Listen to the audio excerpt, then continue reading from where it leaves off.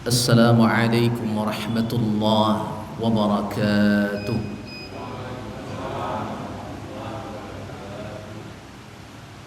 Alhamdulillahi rabbil alamin. Alhamdulillahilladzi nahmaduhu wa nasta'inuhu wa nastaghfiruh wa na'udzu billahi min shururi anfusina wa sayyiati a'malina. من يهده الله فلا مضل له ومن يضلله فلن تجد له وليا مرشدا. أشهد أن لا إله إلا الله وحده لا شريك له. أشهد أن محمدا عبده ورسوله صلى الله عليه وسلم لا نبي بعده. فقال الله تعالى في القرآن الكريم: أعوذ بالله من الشيطان الرجيم. ووضع الكتاب فترى المجرمون مشفقين مما فيه ويقولون يا ويلتنا ما لهذا الكتاب لا يغادر صغيرة ولا كبيرة إلا أحصاها ووجدوا ما عملوا حاضرا ولا يظلم ربك أحدا. صدق الله العظيم. اللهم ارحمنا بالقرآن. Bapak Ibu kaum muslimin wal muslimat sidang jamaah salat maghrib yang dimuliakan Allah Subhanahu wa taala.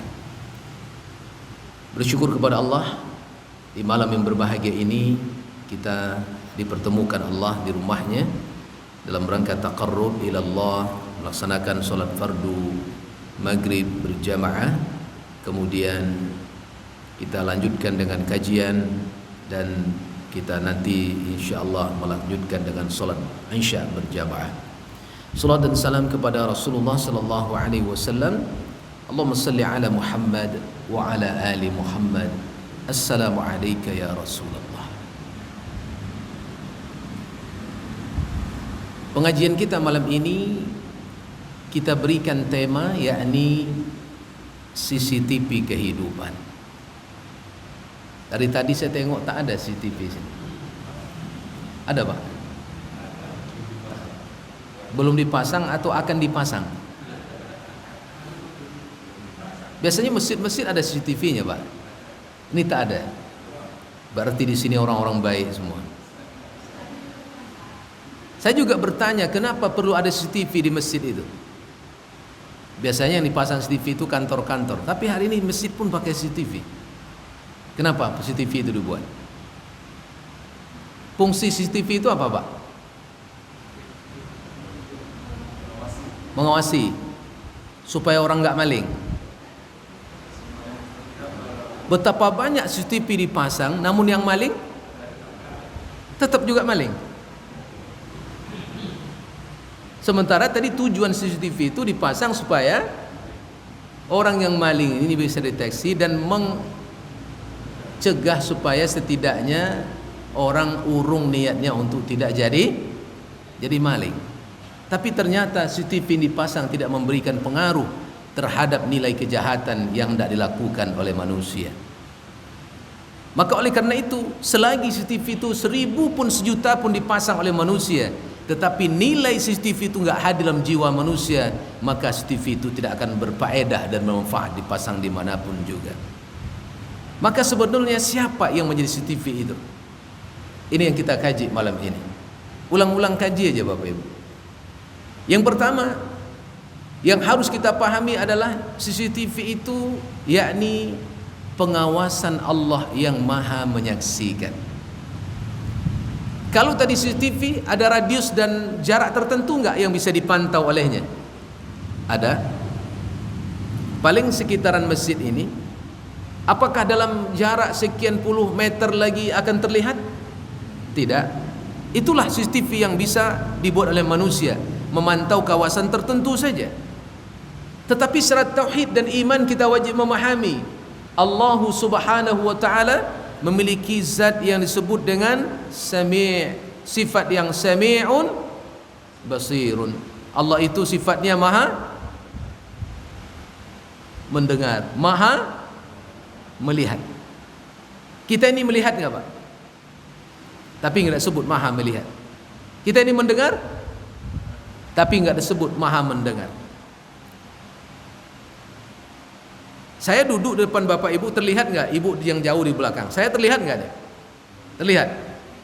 Gagah atau cantik? Oh, ganteng, alhamdulillah. Normal berarti, Pak. Tapi kalau ada Bapak bilang cantik, itu bahaya tuh. Ya. Kalau gagah dibilang itu normal. Bapak Ibu yang muliakan Allah Subhanahu wa taala, terlihat. Kenapa terlihat? Karena Bapak Ibu punya penglihatan, maka bisa melihat saya.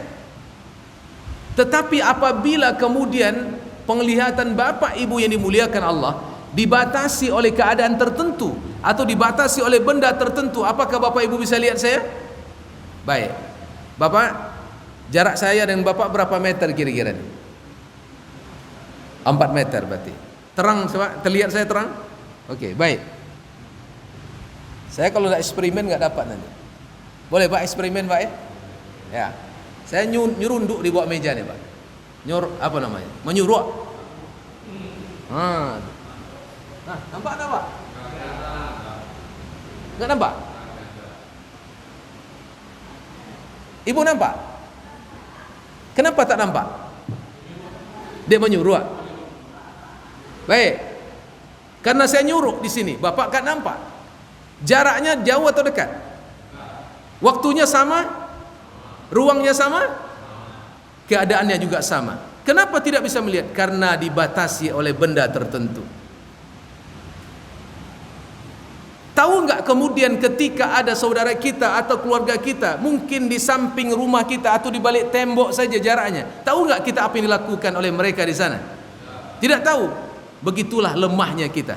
Tetapi adakah orang yang bisa menyuruh dari pandangan Allah?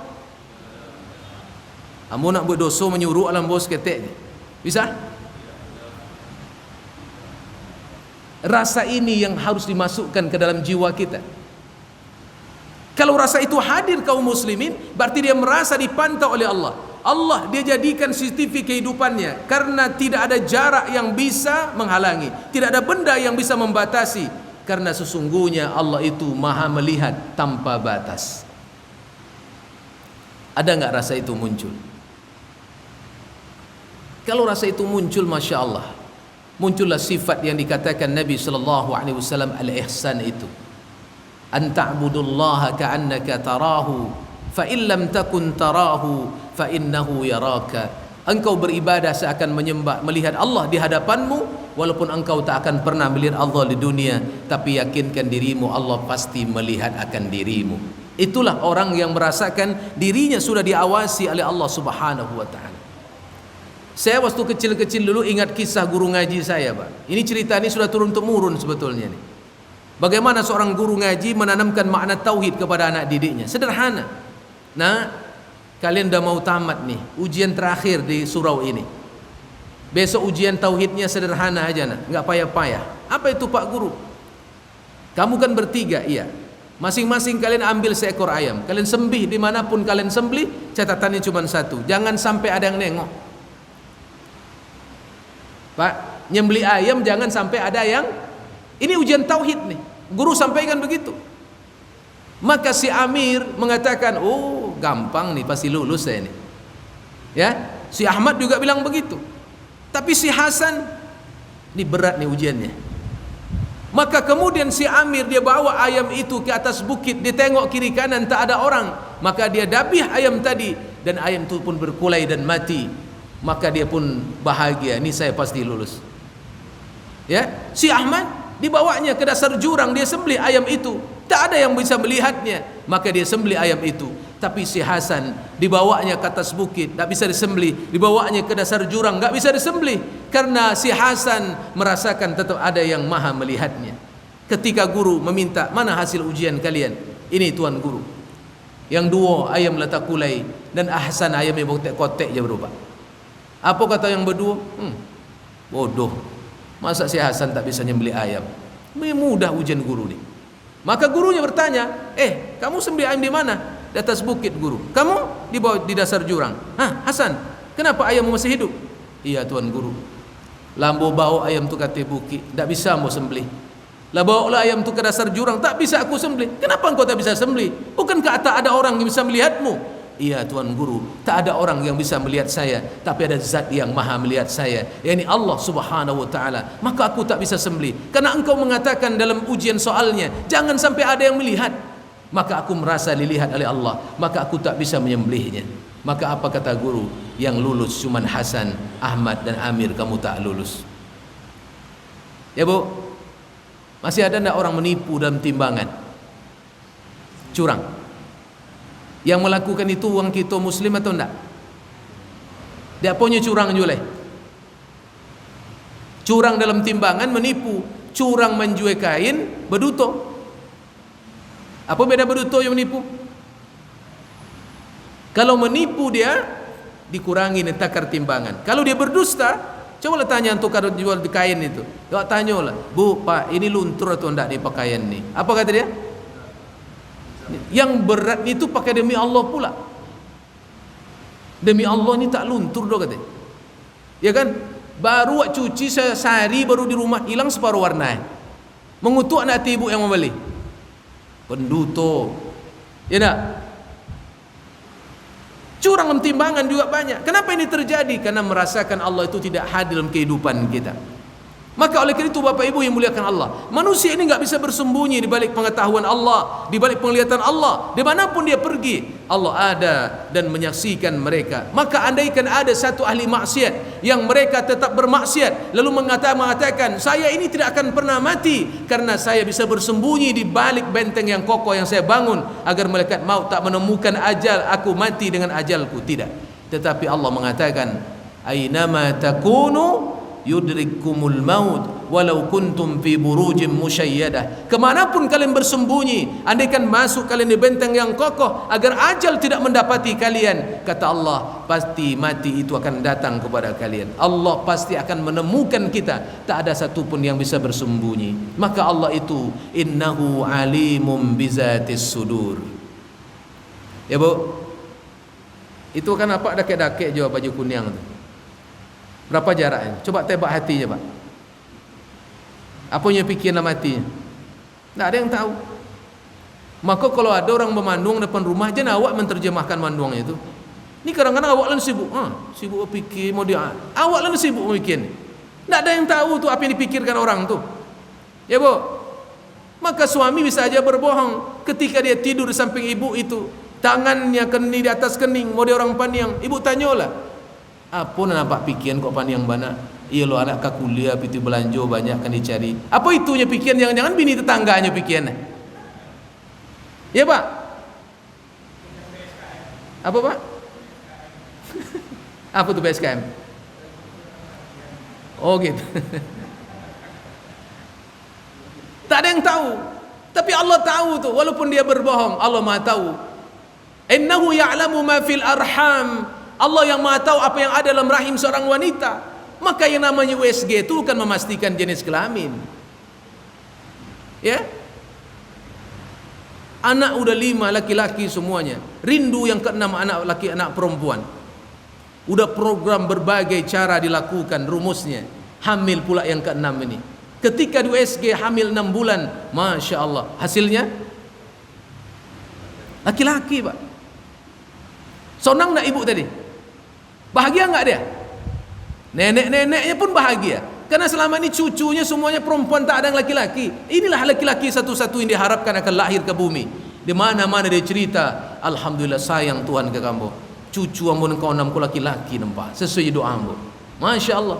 Sampai-sampai ketika persalinan mau dekat itu, semua kamar disiapkan warna untuk warna laki-laki. Bajunya pun baju laki-laki. Sampai nama yang disiapkan nama laki-laki. Qadarullah subhanahu wa ta'ala ketika dilahirkan, ditengok perempuan juga. Salah USG?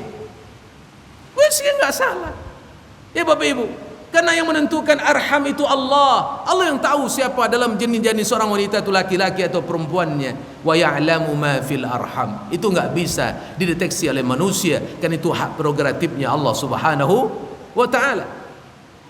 Bapak Ibu mulakan Allah, begitu tidak berjaraknya Allah dengan kita, maka orang yang beriman dia merasakan kemanapun dia pergi, dia dilihat oleh Allah, sehingga ada kontrol terhadap dirinya. Ketika dia melakukan apapun yang dilarang oleh Allah, dia akan takut kepada Allah, karena bukan mata manusia yang dia bisa tutup untuk bersembunyi, tapi dia sudah melihat dirinya, perlu menutup dirinya dari pandangan Allah untuk tidak lagi berdosa di hadapan Rabb yang maha menyaksikannya. Itulah rasa ketika orang merasakan CCTV akan Allah ini hadir setiap waktu dan kehidupannya, dia akan terjaga dan terpelihara. Inilah nikmat orang yang beriman, yang bertauhid kepada Allah Subhanahu wa taala. Yang pertama.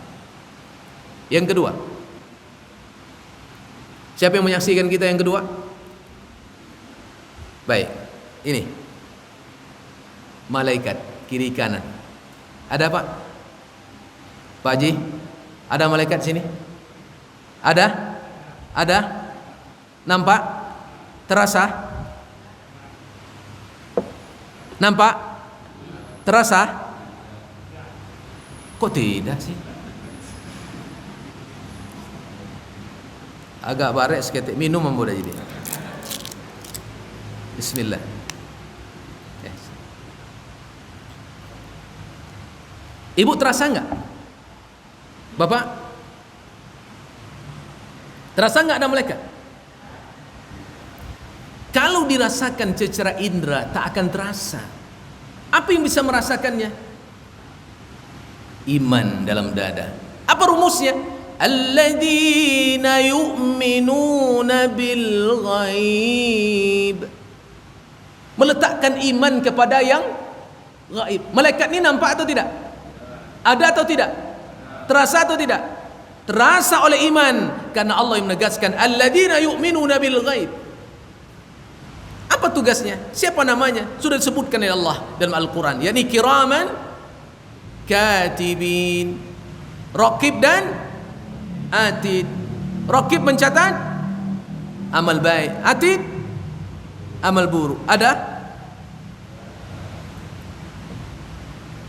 Saya ingin logikakan, ini logika saya. Saya ingin mengatakan seakan-akan malaikat ini sebagai bodyguard kita, Pak. Tapi Allah silent kan?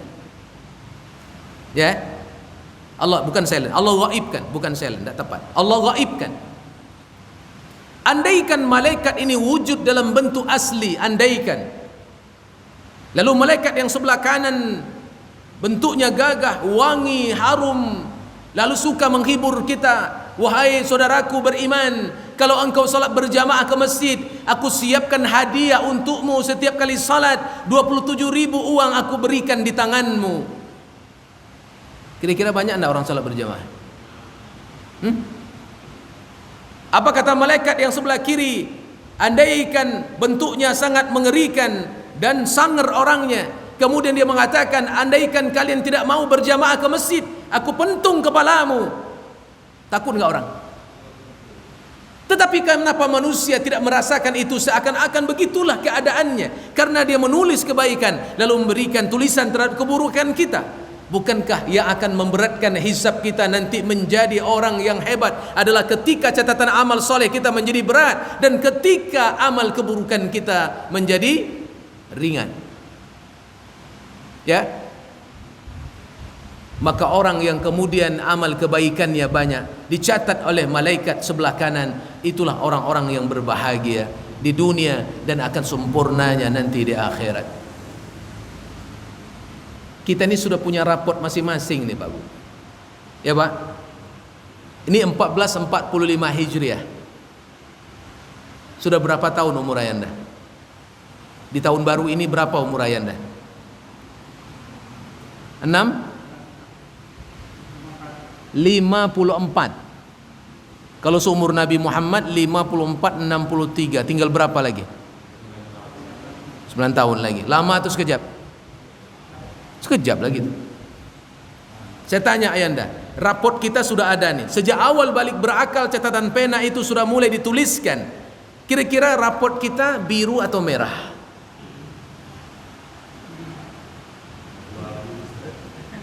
Apa Pak Haji? Abu-abu. Abu-abu itu bahasa kampung Ambo ijal. Indak jaleh. Ya Pak. Ibu, rapornya kira-kira biru atau merah? Payah menjawabnya. Saya buat logika sederhana. Kita orang tua kan sering nerima rapor anak sekolah. Ya enggak Pak? Di lokal itu jumlah siswanya 30 santri, 30 siswa. Ketika nerima rapor anak tetangga udah dipanggil, anak teman sudah maju ke depan, sampai nomor 25 anak awak belum tak panggil-panggil. Rupa anak awak ke nomor urut 30. Nomor paling terakhir Pak. Ketika ditengok rapornya, isinya banyak merahnya. Kira-kira ibu bapak marah atau tidak? Hah? Berubah enggak raut wajah bapak? Berubah. Apa yang bapak katakan? Kan dari tadi ya pakai CLI. Jangan sibuk main game online, jangan main juga kerajuang. Ya tak? Suruh beraja, nak mau beraja. Sibuk main-main aja. Tengok nilai yang kuning merah aja. Malu tak kita sebagai orang tua? Malu. Bapak ibu yang muliakan Allah, mohon maaf, anak-anak ini walaupun nilainya merah, masih ada bisa nggak dia remedial? Hah? Masih bisa nggak remedial? Ujian susulan ada nggak? Pertanyaannya, kalau rapor awak merah ketika kita mati, masih ada remedial nggak? Kalau bisa remedial buat dosa, juga jawab dulu Pak. Remedial baik susah. Ya dah. Tapi karena tak bisa remedial, inilah kesempatannya. Apakah raport kita mau biru atau merah, itu tergantung kepada kita. Tetapi orang-orang yang hebat, bagaimana raportnya itu merah, dia jadikan biru sebelum dia mati, itulah akhir yang husnul khatimah. Karena Allah melihat akhirnya, bukan melihat awal kehidupannya. Kalau terlanjur dia salah di awalnya, masih ada peluang untuk menaikkan nilainya menjadi biru. Karena hidup masih diberikan, hayat masih dikandung badan, nyawa masih bersama dengan tubuhnya, ada kesempatan untuk diperbaiki. Maka nasib kita nanti ditentukan oleh catatan itu Pak. Maka dalam surah Al-Isra Allah katakan, Iqra' kitabak kafa bi nafsika al-yawma 'alaika hasiba. Bacalah buku catatan amalmu yang engkau terima itu, maka cukuplah isinya yang akan menentukan nasibmu hari ini, kata Allah. Maka apa kata Allah? Orang-orang yang menerima catatan amalnya besok dengan tangan kanannya, di hadapan matanya, wajah mereka penuh dengan cahaya, surga menanti mereka. Apa kata Allah? فَأَمَّا مَنْ أُوتِيَ كِتَابَهُ بِيَمِينِهِ فَسَوْفَ يُحَاسَبُ حِسَابًا يَسِيرًا وَيَنْقَلِبُ إِلَى أَهْلِهِ مَسْرُورًا. Adapun orang yang menerima catatan amalnya yang ditulis oleh malaikat sebelah kanan ini dengan tangan kanannya di hadapan matanya, maka hisab yang mudah disiapkan. Surga menanti, anak keluarga yang beriman dari keluarganya pun telah menunggu mereka. Ya Pak. Tetapi apa kata Allah? Wa amma man utiya kitabahu wara'a dhahri fasawfa yad'u subura wa yasla sa'ira. Adapun orang yang menerima catatan amalnya di belakang punggungnya, wajah mereka pasti sudah hitam karena malu. Apa yang terjadi? Maka api yang menyala-nyala Allah siapkan untuk mereka. Kira-kira awak mati esok catatan amal awak terima tangan kanan atau tangan kiri? Ya Pak. Baju dia cok, bazina sesekali, mabuk tarwi, menggugumi orang sering, ke masjid tak pernah, solat pun kadang-kadang acok tinggal, bertaubat pun tidak. Kira-kira di mana? Dia nerima kitab di mana nanti? Ya Pak. Tangan kiri atau tangan kanan? Tangan kiri. Bapak rajin solat, sering bertaubat, suka bantu orang, cakapnya elok, takut dari dosa, terus bertaubat sampai mati, kemudian dimatikan dalam kebaikan. Besok catatan amalnya di mana?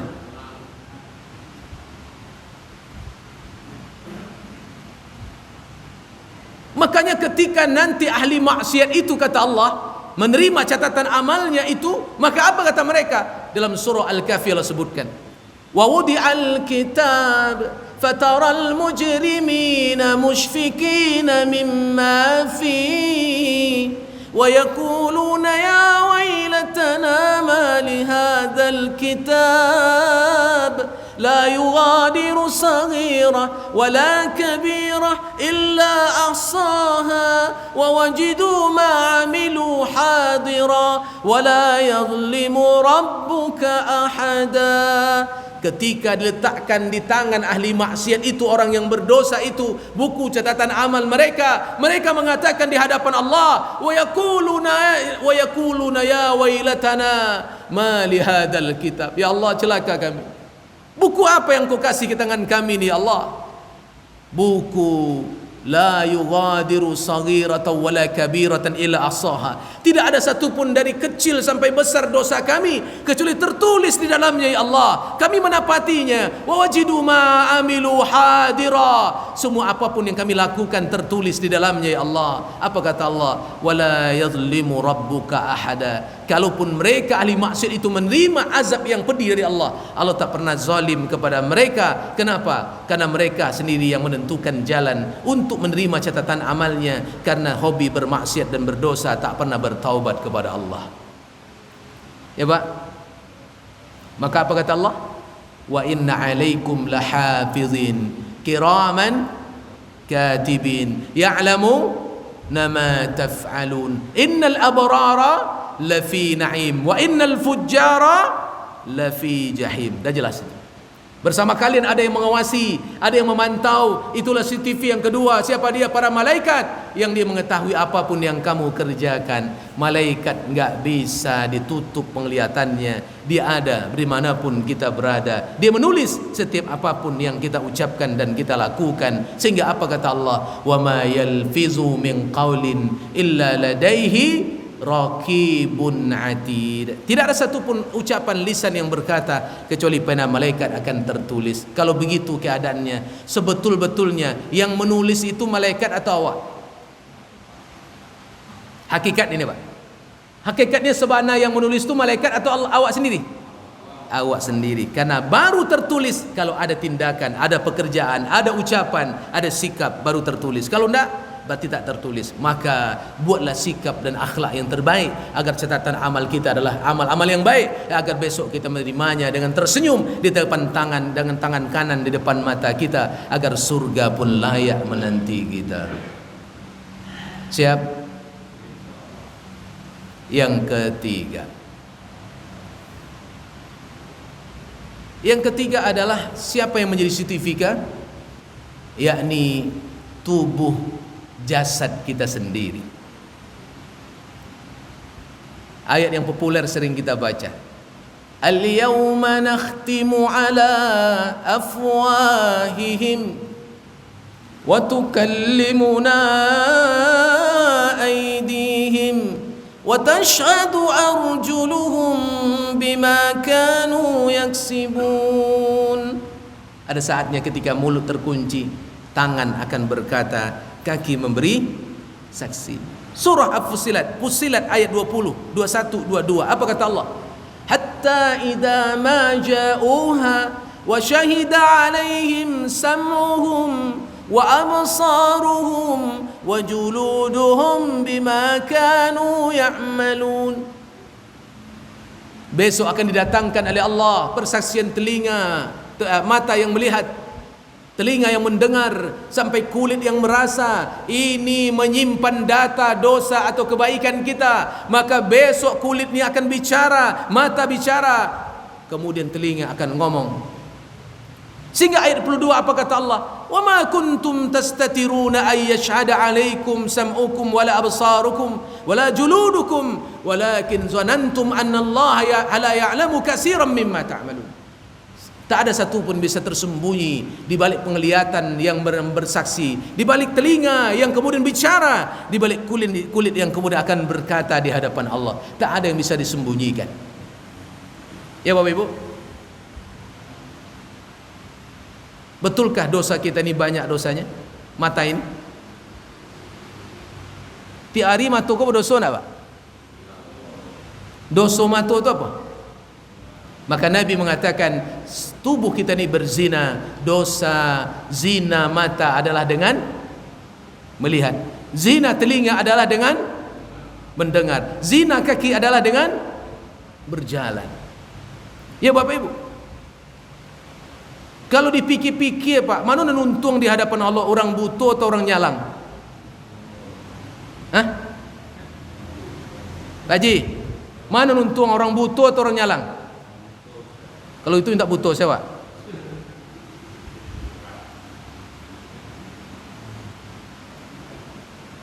Orang buta tu mohon maaf Bapak Ibu, ancak bini orang nampak enggak adanya? Kalau apa? Nampak. Makanya ada istilah orang tua-tua dulu di kampung-kampung, nampak anak orang, ingat anak awak. Nampak bini orang, panjang kali ketawa. Ya Bu, itulah bapak ni Bu. Kalau nampak bini orang, lupa bini awak. Tapi kalau apa-apa kau enggak, nyelah orang elok. InsyaAllah. Itu kan istilah. Ya, beratnya dosa mata ini. Ada seorang syekh di Saudi itu, masih muda, syekh, Allahu Akbar, lupa zamannya. Pernah ditanya, diwawancarai, ya syekh, pernahkah anda menyesal anda menjadi seorang buta? Dia seorang hafidz Quran, seorang ulama juga. Apa kata beliau? Tidak, aku justru bersyukur dengan kebutaanku, karena dengan buta ini aku bisa menjaga hafalanku dan aku tak pernah melihat maksiat. Awak ni makanya hafalan awakku payah Pak. Dapat pangkal hilang ujung, dapat ujung hilang pangkal, dapat ujung dapat pangkal hilang tengah-tengah. Ya Pak ya. Kenapa? Mata ni payah menjaga dosa Pak. Apalagi zaman kini Pak. Tetapi setidaknya kita berupaya bagaimana menjaga indera ini agar nanti tidak membongkar aib kita. Bapak Ibu, jangan dikatakan kulit yang cantik ini sebagai ladang amal saja, boleh jadi sedang menjadi dosa. Mohon maaf. Maka orang-orang yang hari ini menjual dirinya dengan paras yang cantik, yang dia jual hanyalah casing kulitnya saja. Ya enggak? Mohon maaf nih, artis-artis cantik itu yang buka-buka aurat itu dijualnya kan casingnya jatuhnya. Ya Pak. Tapi dengan itu bermaksiat enggak dia? Walaupun dibayar dengan miliaran pun, dia sedang menggadaikan kulitnya untuk menjadi bara dari neraka. Kalau tidak bertobat tentu begitu. Tapi kalau dia bertobat, Allah membuka diri untuk menerima taubat. Berat Pak. Ya kan? Bukan orang mengkonsumsi Pak, jutaan orang mencaliannya. Bayangkan tuh. Tapi dia kan viral. Ya Pak ya? Nah, dunianya oke.